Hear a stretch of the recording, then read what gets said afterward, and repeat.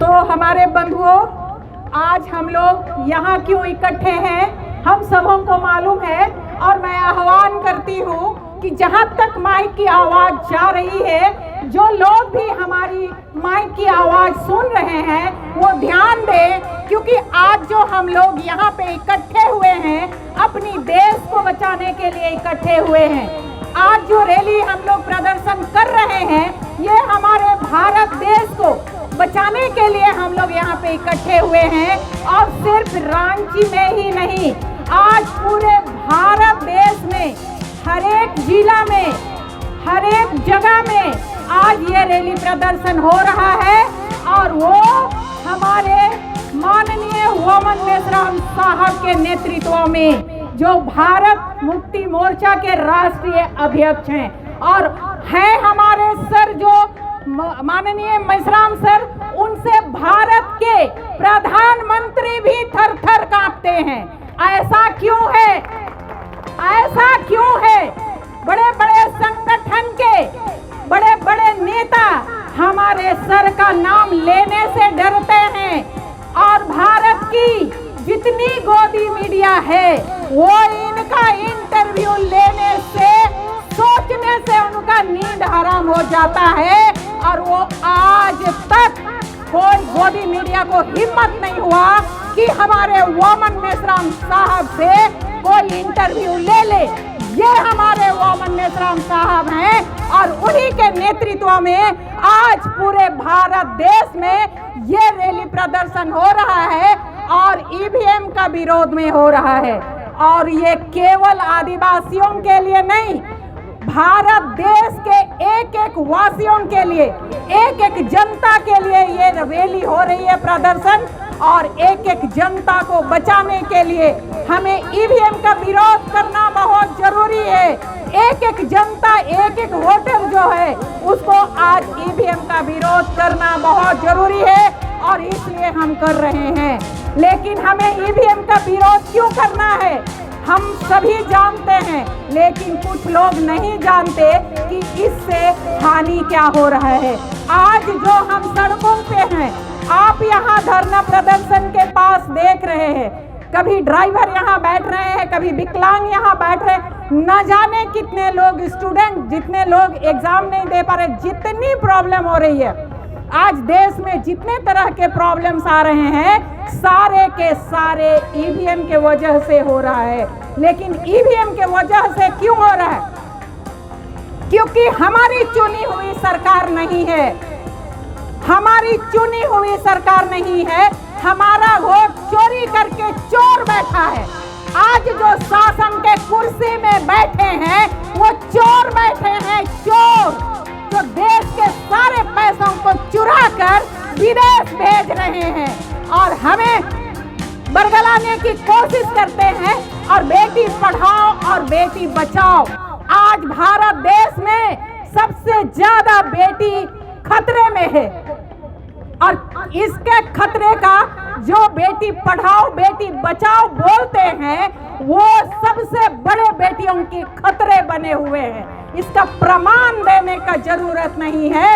EVM के चोरी करके चोर बैठा है जो मनमानी कर रहा है, क्योंकि एक परिवार को, एक आदमी को, उसके मनोबल को तोड़ने के लिए ये कायर लोग उनकी बेटी बहनों के ऊपर में अन्याय, अत्याचार, बलात्कार करते हैं, उनके मनोबल को तोड़ने के लिए।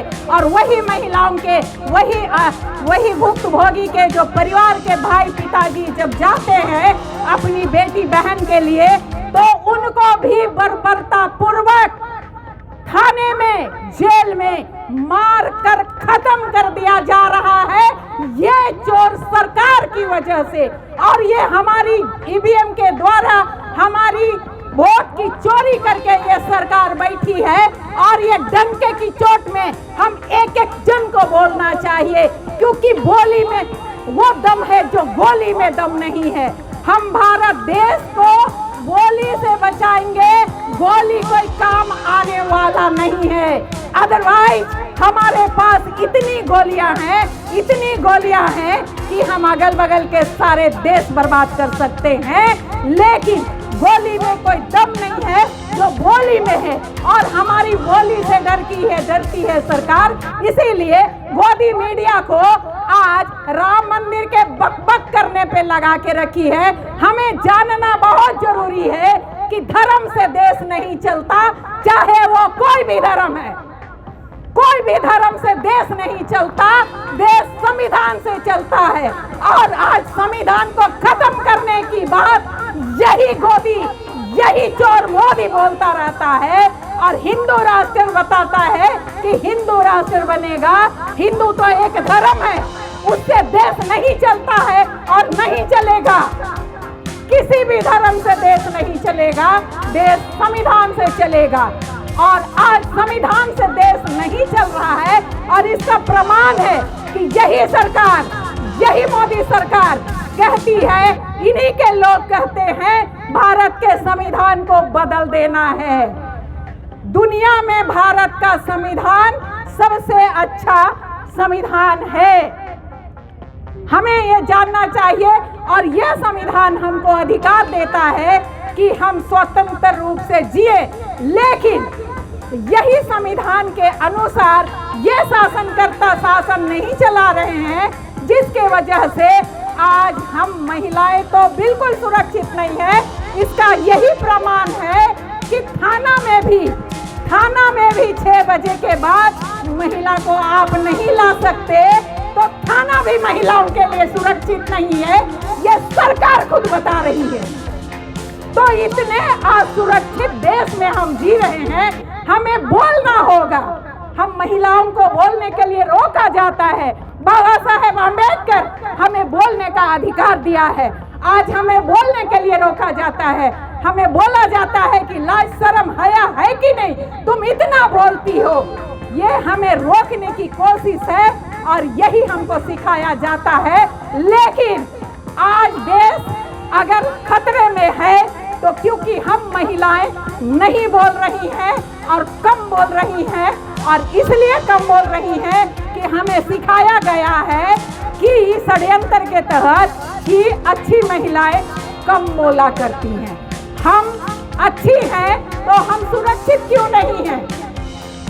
हम सुरक्षित नहीं हैं और ये पूरा देश सुरक्षित नहीं है। जो शासन अपनी महिलाओं को सुरक्षित नहीं कर सकता, तो वो देश का सुरक्षा कैसे कर सकता है? और देश का क्या पार्लियामेंट का सुरक्षा नहीं कर सकता? ये निकम्मी सरकार है।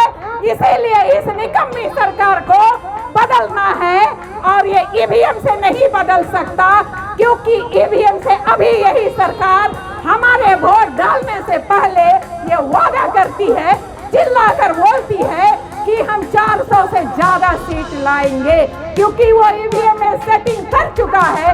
ये बहुत ही चोर है और बहुत ही बेशरम है और हमारे देश के एक एक जनता का ये बिल्कुल विरोधी है, लुटेरा है, लंगड़ा है, लूल्हा है, अंधा है, बहरा सरकार है। और इसीलिए आज हमारी आवाज नहीं पहुंचती है उस तक, क्योंकि वो सुनना नहीं चाहता, आपके लिए कुछ करना नहीं चाहता है। तो यही कारण है कि हम आज ईवीएम को बदलना चाहते हैं, मतलब ईवीएम को हटाना चाहते हैं। ये यहाँ केवल मूल निवासी की नहीं, जितने लोग भारत देश के वोटर हैं, ये सबके लिए ये मैसेज है। और हम सबको चाहिए कि हमें स्वतंत्र रूप से जीना है तो ईवीएम को हटाना है। जहां जिस देश ने ईवीएम का आविष्कार किया था वो ईवीएम छोड़ चुका है। हम क्यों ईवीएम इतना पकड़ कर बैठे हैं? पूरा भारत देश बोल रहा है, ईवीएम को सुप्रीम कोर्ट बोल रहा है ईवीएम विश्वसनीय नहीं है, लेकिन मोदी सरकार क्यों ईवीएम के लिए इतना अपना प्राण देने को तैयार है?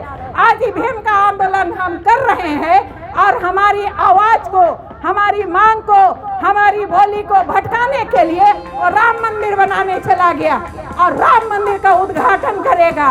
वो चारों शंकराचार्य को धक्का बताकर नरेंद्र मोदी ये प्राइम मिनिस्टर नहीं है, ये अब बाबा बन गया है, ये पुजारी बन गया है, ये धार्मिक अगुआ बन गया है, ये प्राइम मिनिस्टर नहीं है।